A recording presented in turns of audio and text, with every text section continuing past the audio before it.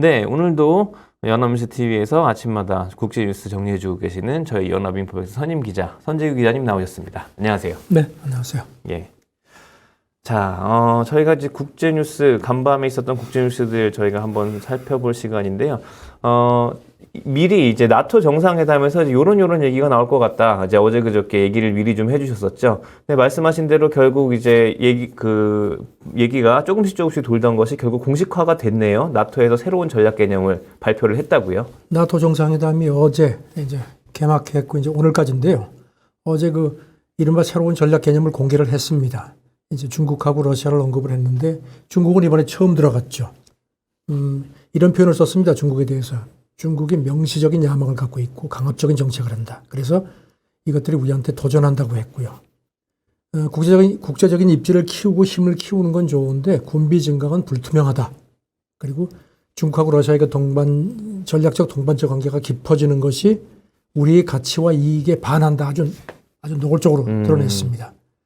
그리고 러시아 같은 경우는 이제 예상대로 우리한테 대한 그 가장 심각하고 직접적인 위협이다.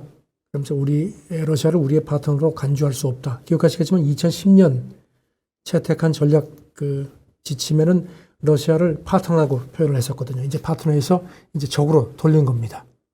그리고 이제 우크라이나를 이제 계속 지원하겠다는 입장을 밝혔고요.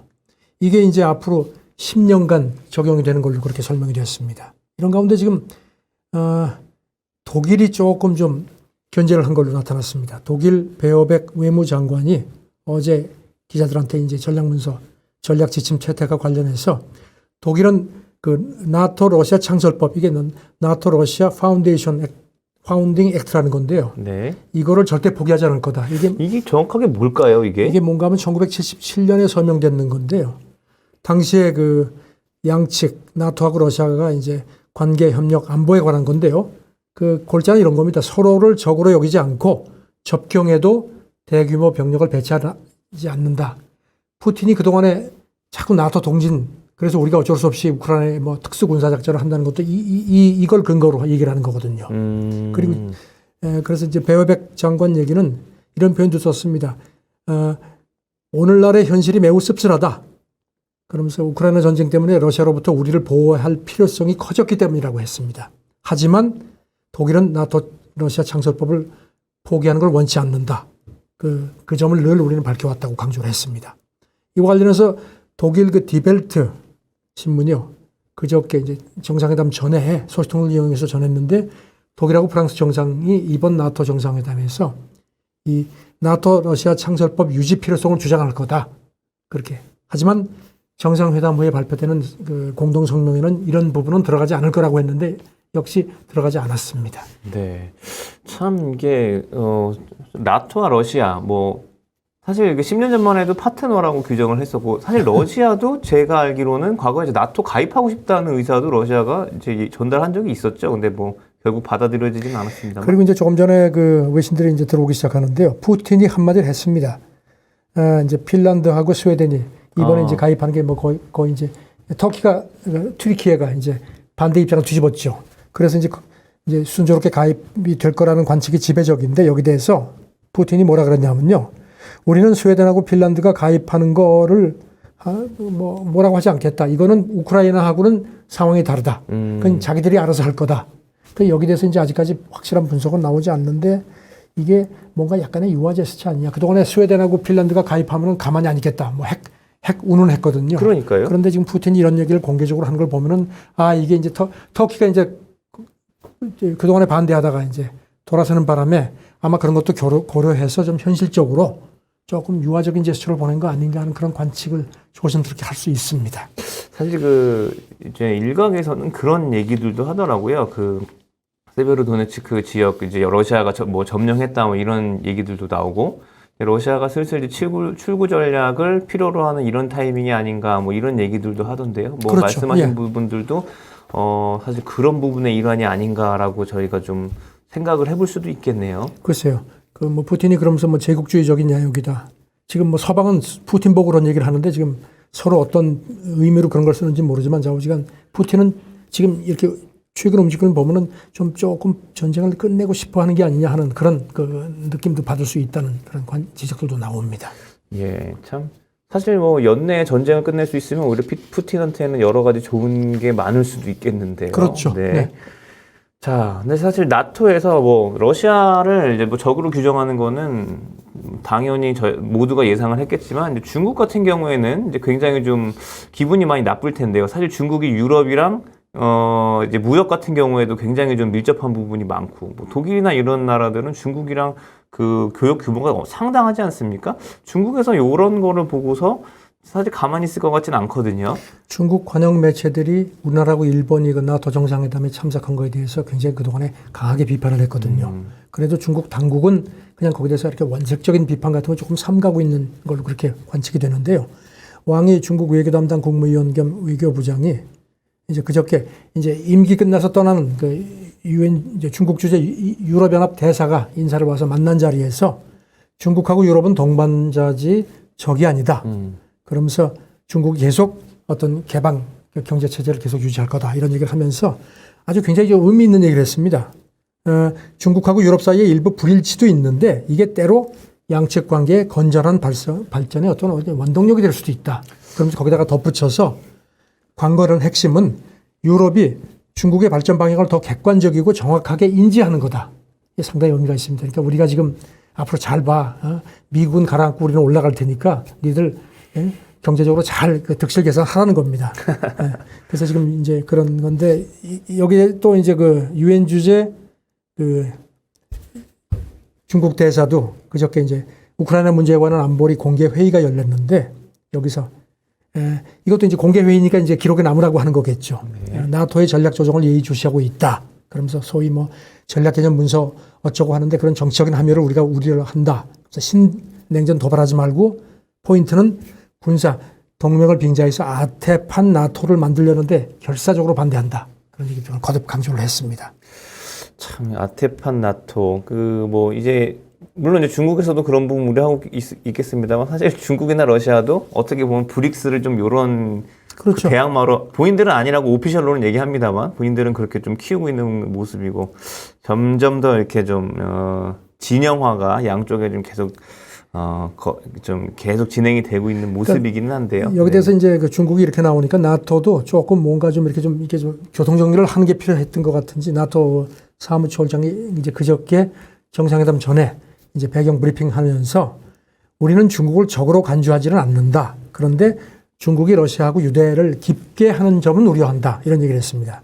그리고 중국이 뭐 러시아하고 가깝다는 여러 가지 사실에 실망하고 있다. 그러면서도 또 여기다 덧붙이기를 중국이 머지않아 세계 최대 경제 강국이 될 것으로 우리가 전망을 한다. 그래서 기후변화 같은 이슈에서 계속 협력하길 원한다 했는데 이제 조금 전에 중국이 잘 나가는데 잘 봐라 했던데 거기에 대한 약간의 어떤 좀 그래 우리도 당신네가 앞으로 굉장히 강해질 걸 알고 있다. 뭐 이런 얘기를 하는데 자전히 그래도 하지만 아까 그 독일 외무장관처럼 씁쓸한 현실은 이렇다. 그러니까 조금 뭐 이해를 해달라는 식의 그런 그 제스처를 보낸 거 아니냐 하는 그런 관측도 나옵니다. 예, 사실 뭐 그 선 기자님께서 항상 말씀해주고 계십니다만 이제 국가 간의 어떤 의사결정이라는 거는 어떤 정신적이나 뭐 이런 도덕적인 가치보다는 사실 실리가 항상 우선을 하기 마련이니까요. 특히 그렇죠. 요즘 상황에서는. 서로 굉장히 계산을 많이 하고 얘기를 하고 있는 것 같습니다. 또 이제 저희가 다음 소식 보면은 이제 러시아랑 우크라이나 전쟁으로 인해서 좀 봉쇄됐던 운송로가 좀 재개가 될 수 있는 부분이 이제 좀 보이고 있다. 이런 소식도 있다고요. 그 러시아 있고 그다음에 이제 리투아니아가 있지 않습니까? 그리고 예. 이쪽에 발트해 쪽에 이제 칼리닝그라드라고 하는 지역이 있는데 그게 러시아 땅입니다. 아, 이게 역의 영토인가요? 역의 영토입니다. 이게 이제 이거를 그 옛날 프로이센 때 이게 이제 옛날에는 독일 영토였습니다. 아. 그때 그 지명이 퀘니히스베르크라고 불렸는데 아마 아시는 분들은 아실 겁니다. 여기가 괴테의 고향입니다. 아. 그래서 독일이 괴테를 뭐 아시다시피 굉장히 뭐 자랑스럽게 생각하는 사상가인데 이런 곳인데 이제 유럽연합이 그 러시아를 추가 제재하면서 이제 거기다가 포함시키를 여기 이제 러시아가 철강이라든가 이런 여러 가지 물질 여기 또 보면 그 첨단 미사일망도 있거든요. 아주 네. 부동항이고 그래서 러시아가 굉장히 전략적으로 중요한 지역인데 철도가 리투아니아를 지나서 가야 되는데 핵심 물자를 못 가게 그 EU 제재해서 하니까 그렇죠. 리투아니아가 네네. 이제 자기도 회원국이니까 이제 금지를 시켰거든요.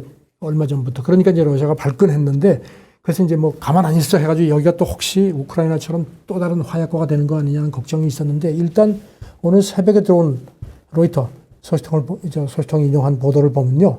잘 풀리는 것 같습니다. 유럽연합이 이런 더 사태를 악화시키려고 하는 것 같지가 않습니다. 그래서 리투아니아 정부하고 협의를 해서 곧 며칠 안에 정상적인 운송이 재개될 것 같다. 이런 소식이 나왔습니다.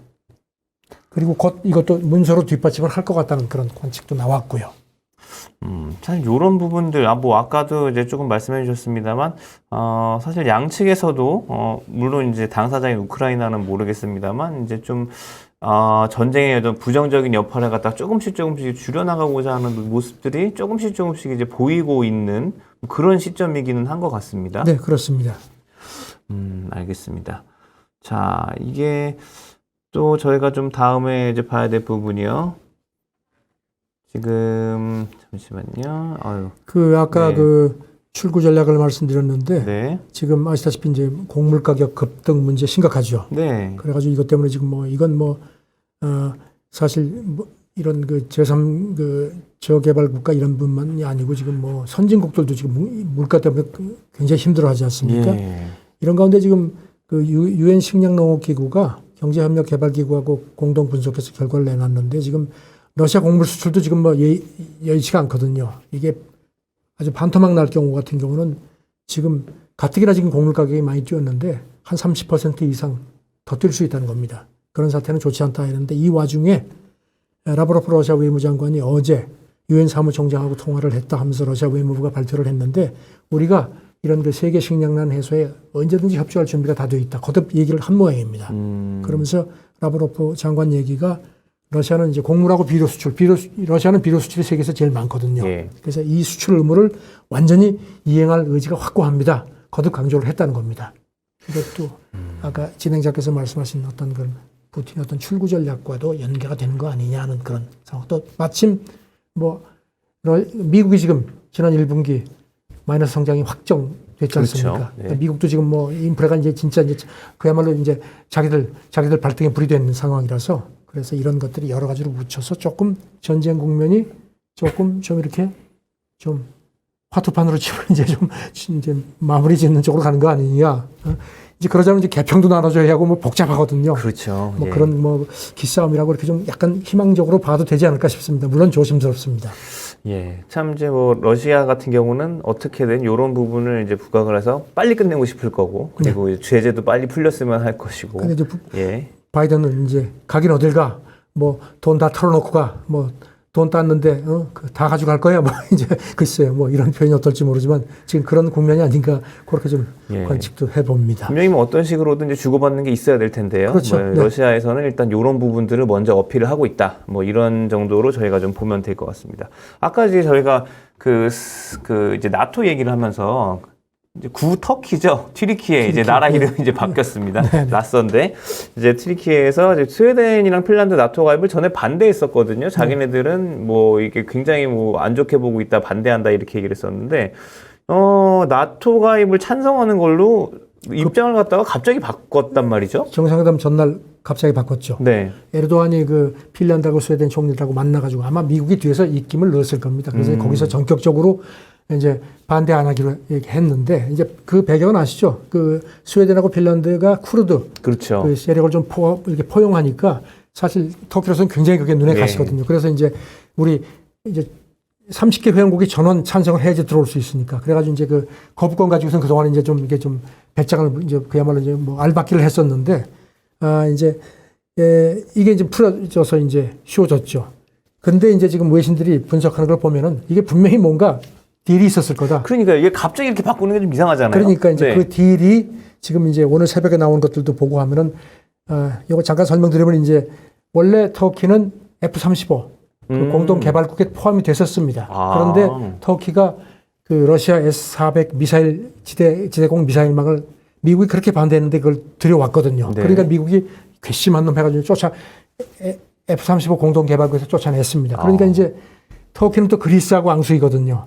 그리스는 F-35 20대를 이미 인도를 공부를 받았습니다. 그러니까 이제 상대방 국가는 첨단 전투를 갖고 있는데 이제 튀르키예는 F-16밖에 없거든요. 근데 이제 F-16도 개량 기종이 있습니다. 아, 그렇죠. 그러니까 네. 이제 미국에 대해서 그걸 이제 동맹국이니까 달라 그러니까 미국이 니들 멋대로 그동안에 계속 이제 애를 태워왔는데 지금 오늘 새벽에 나오는 걸 보니까 이 F-16 현대화를 미국이 지원을 해주기로 묵계가 된 거 아니냐. 그렇게 관측이 됐는데 조금 전에 미국 국방부 국제안보 담당 차관보가 언론하고 인터뷰하면서 이제 기자들이 이번에 그렇게 튀르키예가 이렇게 한 게 F-16 현대화 도와주는 거 아닙니까? 그랬더니 뭐라고 답을 했냐면요. 튀르키예는 능력 있는 전략적 동맹국이다. 나토에. 그래서 방어력 강화는 나토 방위력 강화로 이어진다. 그러면서 F-16 현대화 계획을 전적으로 지지한다. 그러니까 확인해 준 거네요. 그렇죠. 뭐 판단은 얘기죠, 사실상. 그래서 이렇게. 그러니까 이제 지금 에르도안의 정치적인 승리다. 그러면서 이제 뭐 외신들이 에르도안은 최근에 와서 굉장히 얕게 행동을 했다는 겁니다. 뭐 푸틴도 만나고 막 이러면서 중간에서 그동안에 좀 입지가 애매했는데 하나 주면 반드시 하나를 받아오는 그 에르도안식 외교가 이번에도 먹혔다. 정치적으로 좀 국내에서 입지가 올라갈 거다. 이렇게 또 분석을 하네요. 하하, 참. 터키, 이제 튀르키예죠. 튀르키예 같은 경우는 뭐 최근에 이제 나라 사정 같은 경우에는 뭐 환율이나 이런 걸 생각하면은 썩 좋은 상황은 아닌데 뭐 여러 가지로 이제 에르도안이 여러 가지 좀 뭐 탈출구라고 해야 될까요? 여러 가지를 뭐 모색을 하고 있고. 터키가 위치상으로도 지금 유럽하고 아시아 중간에 딱 끼어 있는데 네. 그동안 이렇게 하는데 글쎄 물론 여러 가지 정치적인 상황이라든가 어떤 그 국제 지정학적 상황이 다르지만 우리하고 지금 일본, 호주, 뉴질랜드도 이번에 이제 오라 그래가지고 가서 이제 글쎄 뭐 가 있는 상황인데 정상들이 이런 좀 실리라든가 이렇게 이런 이제는 외교라는 게 어떤 혈맹이라는 그런 표현은 최근은 별로 안 쓰거든요. 이런 것들도 좀 이것도 하나의 어떤 좀 남의 일이 아닌 것 같습니다. 그러게 뭐 중국도 그렇고 인도도 그렇고 터키도 그렇고 네. 이제 좀 가운데 서서 양쪽을 잘 저울질을 하면서 이제 이익들을 최대로 챙기는 이런 나라들이 최근에는 좀 그렇죠. 외교적이나 이런 성과들을 좀 많이 보이고 있는 다변화 외교죠, 그러니까. 그런 모습들이 많이 나오는 것 같습니다.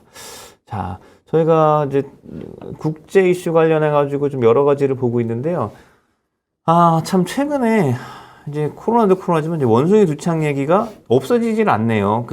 국제적으로도 계속 뭐 확진자가 늘어나고 있다고 하고 우리나라에도 이제 최근에는 몇 명 생겼다고 하고요. 결국 미국 정부에서도 이제 원숭이 두창 관련해서 조금 더 이제 좀 조치를 더 취할 생각인가 봅니다. 미국 질병통제예방센터가 오늘 새벽에 집계한 걸 보니까 미국의 원숭이 두창 확진자가 350명이 조금 넘은 걸로 되어 있습니다. 사실 뭐 이렇게 코로나하고 비교해 보면 뭐 그 절대적인 숫자는 적은데 미국이 이제 워낙 코로나 때 뒤어서 그런지 뭐 보고 놀란 것은 뭐 보고 놀란다고 이번에는 확실히 좀 대비를 미리 하는 것 같습니다. 지금 이거는 이제 사실 원숭이 두창 전용 백신을 없고 이제 천연두 관련 백신을 쓰는데 덴마크 백신이 진네오스라는 게 있는데 미국은 이걸 2019년에 원숭이 두창용 백신으로 승인을 했습니다. 이거를 한 10,000회분 정도를 갖고 있었는데 이번에 이거를 5배가 넘는 한 56,000회분을 즉각 공급하겠다고 발표를 했습니다. 그러면서 그동안에는 이제 확진자라든가 이렇게 확인된 밀접 접촉자한테만 줬는데 확인이 안 돼도 본인이 그런 게 있으면 신고를 하면 백신을 맞게 해주겠다. 이제 그러니까 미리 덮겠다는 겁니다. 그런 걸 하는 거 보면은 이제 지금 미국이 이렇게 움직이는 걸 보면서 다른 나라들도 이거 좀 우리도 좀 대비를 해야겠구나 하는 그런 어떤 교훈이 될 수 있지 않을까 싶기도 합니다. 알겠습니다. 이거는 제약주에도 상당히 영향이 있을 것 같습니다. 참 이게 저희가 사실 전에는 사실 우리나라도 뭐 전에 메르스라든지 이런 걸 몇 번 겪었지만 이런 사실 팬데믹은 사상 처음이고 그렇죠. 뭐 전 세계가 다 처음이지만요. 이제는 뭐 팬데믹 가능성이 조금만 있어도 전처럼 이렇게 지나칠 수는 없는 시대가 이제 와버린 것 같습니다. 21세기에 이렇게 전염병에 대해서 인류가 이렇게까지 전전긍긍하며 애를 태울 거라고는 사실 저는 3년 전에 생각을 전혀 못했었는데. 빌 게이츠가 오래전에 분명히 뭐가 온다 그랬죠. 그러니까 나중에 이제 백신 초기에 나왔을 때 사람들이 백신 회의론자들이 분명히 빌 게이츠가 백신 안에다가 뭔가 이렇게 칩을 넣어가지고 그런 이런 얘기를 했는데 글쎄요. 이제 이렇게 미리미리 대비하는 거는 이건 절대 나쁘지가 않은 거죠. 그런 것 같습니다. 크게 교훈을 얻어야 될 것 같습니다. 사실 저희가 이제 몸으로 얻은 이제 코로나에 대한 교훈이 앞으로 있으면 안 되겠지만 혹시나 앞으로 있을 어떤 이제 다른 어떤 전염병에도 이런 소중한 경험들이 잘 계속 이어졌으면 하는 바람입니다. 네, 오늘 선재규 기자님 좋은 소식 전해주셔서 감사합니다. 네, 감사합니다.